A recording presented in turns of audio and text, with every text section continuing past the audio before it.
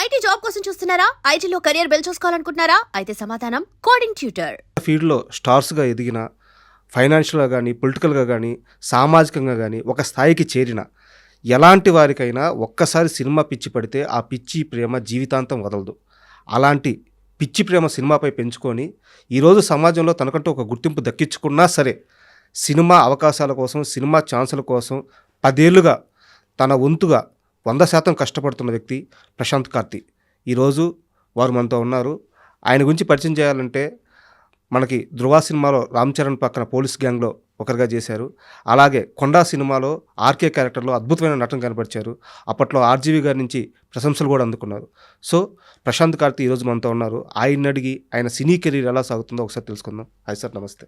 నమస్తే సార్, యాక్చువల్గా మీ ఇంటర్వ్యూ అన్నప్పుడు నాకు ఒక 2022 ఆ టైంకి ఆ కొండా మూవీ రిలీజ్ అయినప్పుడు ఆర్కే క్యారెక్టర్ అంటే నాకు తెలిసి సినిమా పరంగా ఎలాంటి ట్రైనింగ్ కానీ, యాక్టింగ్ కానీ మీరు చిన్నప్పటి నుంచి తీసుకొని ఉండరు. మీ జర్నీ వేరు. బట్ ఒక్కసారిగా ఒక అవకాశం వస్తే అంత అద్భుతమైన నటన ప్రాణం పెట్టి చేశారు.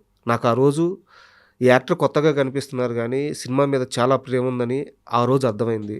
సో మీరు కనిపించినప్పుడు ఆ మాట చెప్పాలి అనుకున్నాను. ఫస్ట్ ఆ మాట చెప్పి ఇంటర్వ్యూ స్టార్ట్ చేస్తున్నాను. సార్, ఏం సార్ ఇప్పుడు ఎలా ఉంది సినీ జర్నీ, ఎలా సాగుతుంది? ఓకే, పర్లేదు. ఇప్పుడు ఒక ప్రాజెక్ట్ జరుగుతుంది, ప్రీ ప్రొడక్షన్. రీసెంట్గా ఈటీవీలో పోతుగడ్డ అని ఒక మూవీ, అదే లాస్ట్ మూవీ నాది. ఇంకోటి కూడా ప్రీ ప్రొడక్షన్ జరుగుతుంది, అదే వర్క్లో ఉన్నాం ప్రజెంట్ అయితే. ఓకే. అండ్ ఒక్కసారి మీ నోటితో ఇప్పుడు దాకా మీరు చేసిన ఆ సినిమాలు, మీకు గుర్తింపు తీసుకొచ్చిన సినిమాలు, వాటి గురించి ఒక్కసారి చెప్తారా? నాకు గుర్తింపు తీసుకొచ్చిన సినిమా అంటే ఫస్ట్ చేసింది ధృవ. తర్వాత బాగా గుర్తింపు అంటే కొండా మూవీ చేసిన. కొండా మూవీ ఏంటంటే అదొక బయోపిక్. కొండా మురళి అన్న స్టోరీ బయోపిక్. అది ఆర్కే అంటే అందరు తెలిసింది. ఆర్కే అంటే ఒక నక్సలైట్, ఎక్స్మిస్ట్, పెద్ద క్యారెక్టర్ ఇచ్చారు. ఆర్జీవి డైరెక్షన్ అంటే కూడా దాంతో.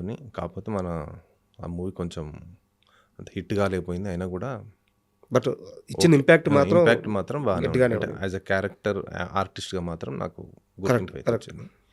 దాని తర్వాత రీసెంట్గా బాగా గుర్తింపు వచ్చిందంటే Pothugadda ETV OTT Chandrasekhar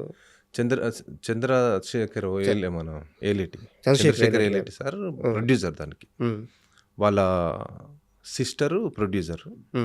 Chandrasekhar Yeleti sir అంటే సిస్టర్ ప్రొడ్యూసర్.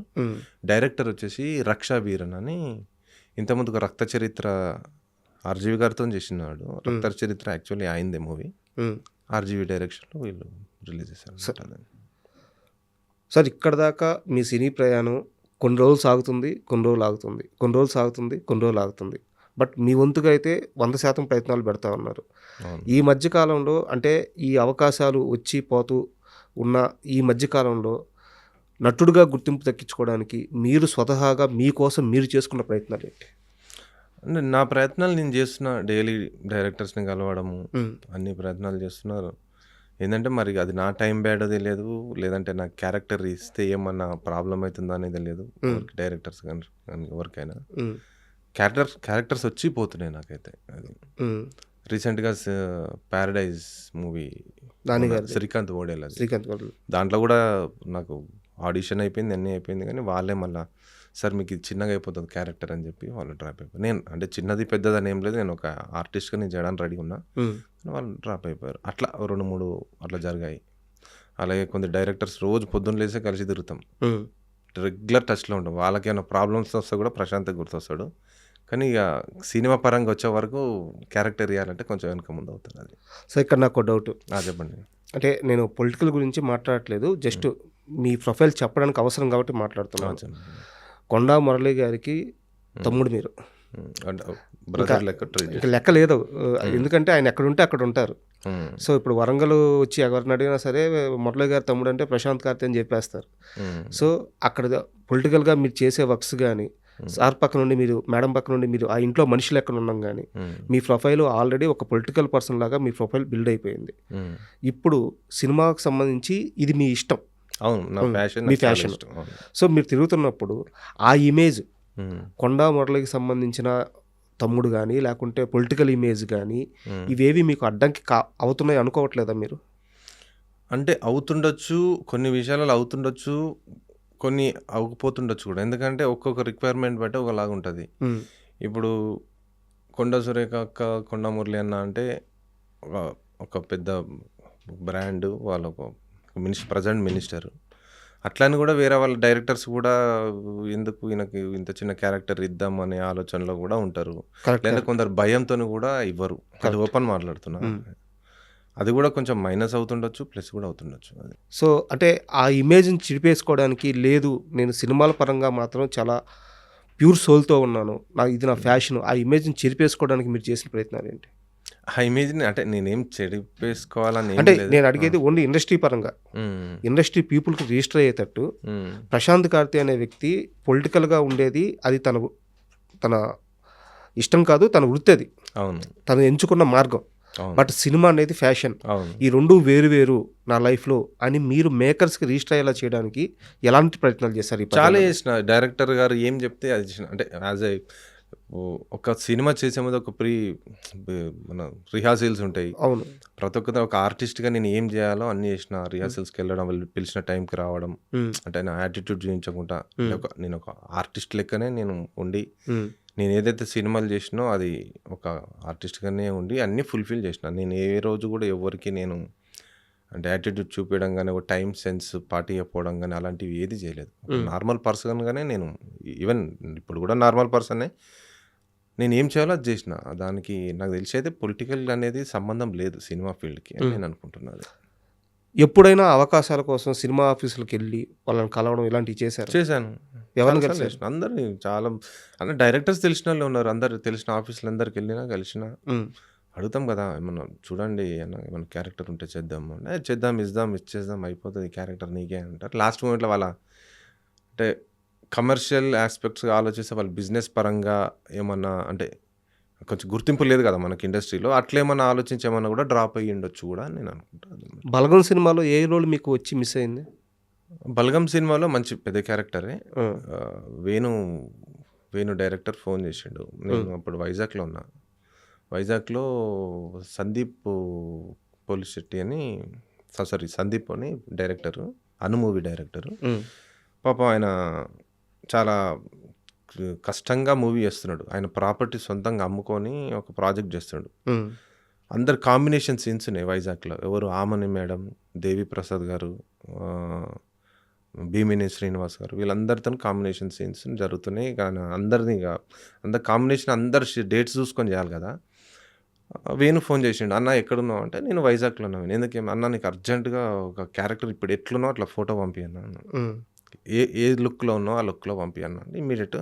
ఎందుకు పోయినట్టు సినిమా చేస్తున్నా, మనకు దిల్ రాజుతో ఓకే అయిపోయిందన్న ప్రొడ్యూసరు, మనం సినిమా చేస్తున్నామన్నా అంటే కొంచెం పరిచయం, వేరిద్దరం కలిసి ఒక ప్రాజెక్ట్ చేసినాం, అట్లా కొంచెం క్లోజ్. వేణు జబర్దస్త్ చేస్తున్నప్పుడు కూడా క్లోజ్ అనమాట. అట్లా పంపిస్తున్నావేనని గడ్డం బియర్డ్ ఉంది నాకు ఫుల్గా. బియర్డ్ ఉండి, అన్న గడ్డం తీసేయాలన్నా, నువ్వు ఇమ్మీడియట్ రేపు బయలుదేరి వచ్చాయన్న అన్నాడు. ఉమ్, ఇప్పుడైతే రాలేను నేను, ఎందుకంటే ప్రాజెక్ట్ జరుగుతుంది ఇక్కడ, అంత కాంబినేషన్ ఉంది, ఇంకోటి కంటిన్యూటీ ఉంది, రాలేను, చూడన్న ట్రై చేయన్న, మంచిగా ఉంటుంది క్యారెక్టర్ అది ఇది అన్నాడు. కానీ ఇలా వదిలిపెట్టుకొని అయితే పోలేను, ఎందుకంటే సందీప్ పాపం ఆయన ప్రాపర్టీ అమ్మే ఒక సినిమా చేస్తున్నాడు. ఉమ్, నాకు అంటే ఈయన కూడా చూడాలి, ఆలోచించాలి కదా, అందరూ అంతా కాంబినేషన్. Correct correct. దానికి రాలేనులే వేణు అని చెప్పేసిన. అది అట్లా నేను బల్గంలో డ్రాప్ అయిపోయాను. అది లేదా మంచి క్యారెక్టర్, ఆ క్యారెక్టర్ నేను చెప్పను, um, best beautiful character. Regret feel అయ్యారా అనవసరంగా పోయింది అని చెప్పేసి? అంటే ఇక ఫీల్ అయ్యాను, కానీ ఇక ఇది కూడా ఇంపార్టెంటే కదా. ఉమ్, ఇప్పుడు దిల్ రాజు బ్యానర్ అని చెప్పి వీళ్ళని నేను డ్రాప్ చేయలేను కదా. కరెక్ట్. ఇండస్ట్రీలో ఆ కమిట్మెంట్ ఖచ్చితంగా ఉండాలి. అది కమిట్మెంట్ అనేది ఇంపార్టెంట్. వైఫ్ అండ్ హస్బెండ్ కష్టపడుతున్నారు ఇక్కడ, ఉమ్, ఇద్దరు మొగుడు పిల్లలు ఇద్దరు కష్టపడుతారు, ఆస్తి అమ్ముకొని వచ్చి సినిమా చేసారు. అందుకని ఇది ఇంపార్టెంట్ అనుకున్నా నేను, దానివల్ల నేను డ్రాప్ అయిపోయాను. అండ్ నాకు తెలిసిన సమాచారం ఏంటంటే ఇదే సినిమా మీద ఇష్టంతో ఎంతో డబ్బులు కూడా లాస్ అయ్యారు. అవును, చాలా విలువైన సమయం, అవును, చాలా విలువైన డబ్బు, చాలా నష్టపోయారు. ప్రొడ్యూస్ కూడా చేసినట్టున్నారు కొన్ని సినిమాలు, 2 సినిమాలు ప్రొడ్యూస్ చేసిన, 3 చేసిన, 3 సినిమాలు. ఎంత నష్టపోయారు? ఎంత అంటే బాగా ఒక 5 to 6 years పోయినాయి. యాక్చువల్ ప్రొడ్యూస్ చేయడానికి కారణం ఏంటంటే కూడా అది మధు అని ఈజ్ ఎన్ఆర్ఐ, అంటే ఎన్ఆర్ఐ క్యాండిడేట్, డైరెక్షన్ అంటే బాగా ప్యాషన్ ఉంది ఆయనకు. మీరే అనుకున్నాను సార్ మనం ప్రశాంత్ గారు మనం చేద్దాం ప్రాజెక్ట్ చేద్దాం అది ఇది ప్రొడ్యూసర్స్ అది ఇది అని చెప్పి అంటే ఓకే చేద్దాం మధు అన్నట్టుగా మనం అంత ప్రీ ప్రొడక్షన్ జరుగుతుంది అంత జరుగుతుంది రోజు రిహార్సల్స్ జరుగుతున్నాయి అనంత మూవీ చెప్తున్నాను అయిన తర్వాత ఏమైంది ఆ ప్రొడ్యూసర్ ఆయనకు హ్యాండ్ ఇవ్వడం ఏదో జరిగితే ప్రశాంత్ గారు మరి మనం చేద్దామా ఇట్లా నాకు కూడా ఇన్వెస్ట్మెంట్ ప్రాబ్లం అవుతుంది అది ఇది అంటే మనం ఎంత బడ్జెట్ అవుతుంది మనం అంటే 50 to 60 lakhsలో క్లోజ్ చేయొచ్చు ప్రమోషన్ 1 yearలో మనం కొట్టేయచ్చు మూవీ అన్నట్టు టాక్స్ వచ్చినాయి అన్నమాట సర్లే అన్నట్టుగా నేను అప్పుడు జస్ట్ ఫస్ట్ మూవీ అదే నాది ప్రొజెక్షన్ చేసాడు సరే మధు అన్నట్టుగా డైరెక్షన్ ఆయన ప్రీ ప్రొడక్షన్ ప్రొసీడ్ అయిపోయి ఇక మనం మూవీ షెడ్యూల్ వేసుకున్నాము దాని షూటింగ్లోకి వెళ్ళిపోయినాం ఓ 10 to 15 days షూట్ ఉంటుంది అన్నాడు 15 హార్డ్లీ అంటే 20 days అంటే ఒక ఇల్లునే ఒక ఇంట్లోనే మనం ఇక వర్బలే ఉంటుంది అంటే డిస్కషన్ మీదనే నేను ఒక సినిమా ఇది English movie man from earth అని జిరోమీ బిగ్స్బీ డైరెక్టర్ది మూవీ దాని మీదనే చేస్తున్నా అని చెప్పి ఓకే బాగుంది స్టోరీ కూడా బాగుంది డిఫరెంట్గా ఉంది అన్నట్టుగా చేసిన తర్వాత ఏమైందంటే అది ఈ డైరెక్టర్ ఏం చేసిండంటే జిరోమీ బిగ్స్బీకి ఇన్స్టాగ్రామ్లో మెయిల్ పెట్టిండు I'm your inspiration me story బాగుంటుంది మీ స్టార్ వార్స్ రైటర్ కదా మళ్ళా బాగుంటుంది అది ఇది అని చెప్పి అతనికి మెయిల్ పెట్టేసిండు అతను ఏం చేసిండు నాకు కాలిఫోర్నియా నుంచి నాకు డైరెక్ట్గా ఒక 20 పేజీల నోటీస్ పంపించేసిండు అబ్బా ఇవి నా రైట్స్ ఇవి మీరు ఎట్లా చేస్తారు ఏం కథ నేను లీగల్గా పోతా చాలా చాలా ఖతర్నాగా పెట్టిండు నేను మధు మీద సీరియస్ అయిపోయి నేను మధు ఏంది ఎందుకు పెట్టి నేను ఓడబెట్టమన్నాడు లేదంటే ఇంత సీన్ అయితే నేను ఎక్స్పెక్ట్ చేయలేదు ఎందుకు కాదు మధు ఇప్పుడు షూటింగ్ స్టార్ట్ అయింది షూటింగ్ అయిపోయింది షూటింగ్ ఆల్మోస్ట్ అయిపోయింది ఒక 10 days అయిపోయింది అప్పటికే ఇన్వెస్ట్ చేసేసారు అయిపోయింది షూట్ అయిపోయింది అంత అయిపోయింది ఇక ఆ మెయిల్ ఇక ఆయనను కాంప్రమైజ్ చేయడానికి నాకు ఒక 6 నెలల నుంచి 1 year పట్టింది కాలిఫోర్నియాలో మా రిలేటివ్స్ ఉండడం మాకు తెలిసి ఉండడం వల్ల ఆయన దగ్గరికి వెళ్ళి మళ్ళా అడాప్షన్ చేసుకునే మూవీ ఆయనకు ఒక అమౌంట్ కమిట్మెంట్ అయ్యి అక్కడనే డాలర్స్ కన్వర్ట్ చేసి పెద్ద ఇష్యూ అయింది అది అంటే మనం అది చెప్పుకోలేదు కానీ ఇప్పుడు మీరు అడుగుతున్నారు కాబట్టి చెప్పిన అట్లా దాంట్లో మనం 50-60 లక్షలు చేయబోయేది ఇంకా ఎక్కువ అయిపోయింది అది రంగంలో దిగినాం ఎట్లయినా చేయాలి కదా తప్పదు ఇక అన్నట్టుగా అది ఫస్ట్ మూవీ అట్లాగా రిలీజ్ కూడా చేసినాం ఆ రిలీజ్ చేసింది కూడా మేము ఏం కమిట్మెంట్ ఇచ్చినామంటే అప్పుడే ఒరిస్సా ట్రైన్ యాక్సిడెంట్ జరిగింది అవును ఈ మన థియేటరికల్ కలెక్షన్ ఏమొచ్చినా కూడా ఒరిస్సా బాధితులకు ఇస్తా అని చెప్పి అట్లా ఆ కమిట్మెంట్ ప్రకారంగా పోయింది అది థియేటర్లో అంతగా నడవలేదు మామూలుగా వస్తుంది అది కూడా మనం అక్కడ ట్రాన్స్ఫర్ చేయడం జరిగింది అట్లా అనమాట సో అలా టోటల్ లాస్ అది సో 5-6 కోట్లు అలా 2 సినిమా 3 సినిమా ఇది ఒక 1.5 కోటి 2 ఇంకో సినిమా ఒక 2.5 వరకు మళ్ళీ టైం ముఖ్యంగా టైం ఎందుకంటే యాక్చువల్గా పొలిటికల్గా మీది ఎంత పెద్ద ప్రొఫైలో నాకు తెలుసు మీకు పరిచయం ఉన్న వాళ్ళు ఇప్పుడు వరంగల్కి వెళ్ళినా కానీ లేకపోతే 2 తెలుగు రాష్ట్రాల్లో కొంతమంది పొలిటికల్గా బాగా యాక్టివ్గా ఉండే వాళ్ళకి మీది ఎంత పెద్ద ప్రొఫైలో మీ రేంజ్ ఏంటో తెలుసు అక్కడ అలాంటి ఒక స్థాయిలో ఉన్న మీరు ఇండస్ట్రీకి వచ్చిన తర్వాత ఇక్కడ చిన్న పిల్లాటలు మీ చుట్టూ ఆడతా చాలామంది కనిపిస్తారు మోసం చేయడానికే కొంతమంది వస్తారు 90% అదే ఉంటుంది అండి నేను అంటే అబ్జర్వ్ చేసిన అంటే జెన్యూనిటీ అనేది ఇండస్ట్రీలో ఒక 10 to 15% ఉంటుంది ఏమనుకోవద్దు చెప్పండి మీ ఎక్స్పీరియన్స్ నేను ఎక్స్పీరియన్స్ అయ్యాను కాబట్టి అంటే అనుభవించిన కాబట్టి చెప్తున్నా మ్యాక్సిమం 80% అయితే జెన్యూనిటీ అనేది ఉండదు ఇక ఒక 20% వరకే జెన్యూనిటీ అనేది మీకు అర్థమవుతుంటుంది కదా అలాంటి మనుషులు 100% ఎందుకు అర్థం కాదు అప్పుడు మీ మనసులో ఏం రన్ అవుతుంటుంది ఇక చాలా అనిపిస్తుంది కానీ ఇక ఏమంటాం పాపం వాడి కష్టాలు వాడు పడుతున్నాడు అన్న ఆలోచన అంటే ఇప్పుడు ఉదాహరణకు చెప్తాను మా లాంటి వాళ్ళు ఉన్నారు మా దగ్గరికి వచ్చి మా చుట్టూ ఒక మోసం చేసేవాడు ఇండస్ట్రీలోనే కనిపిస్తే మేమేమి రియాక్ట్ అవ్వలేము ఎందుకంటే మాకు ఇది తప్పించి వేరే మార్గం లేదు వేరే ప్రొఫైల్ కూడా లేదు మాకు భాషలాగా వేరే షేడ్ లేదు మాకు సో వాడిని భరించాలి తప్పదు బట్ మీకు అలా కాదు మీకు ఒక బ్యాక్గ్రౌండ్ ఉంది ఆల్రెడీ మీకు ఒక ప్రొఫైల్ ఉంది మనసులో ఇక్కడ కాదురా వరంగల్ వచ్చి ఆటలాడు నువ్వు ఈ పని చెప్తాను ఇలాంటివి ఎప్పుడన్నా రన్ అయ్యాయా చాలా అయినాయి ఒకటైతే సగం అది కూడా ఒక 3-4 days షూట్ చేసినాము షూట్ చేసిన తర్వాత లిటరలీగా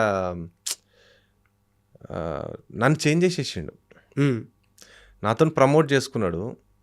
ప్రమోట్ చేసుకొని సినిమా అంతా చేద్దాము అది అన్న తర్వాత నన్ను మార్చేసిండు. నాకు విపరీతమైన బీపీ పెరిగింది. కానీ ఇక కంట్రోల్ చేసుకున్నా. వద్దులే మనకు ఇవన్నీ ఎందుకు. సరే వాడు బిజినెస్ పరంగా ఆలోచిస్తుండేమో పోనీలే మన టైం కూడా వస్తుంది కదా, అతనే మన దగ్గర రాడా మళ్ళీ బతిలాడుకోవడా అనే ఆలోచనలో కూడా అనుకున్నాను.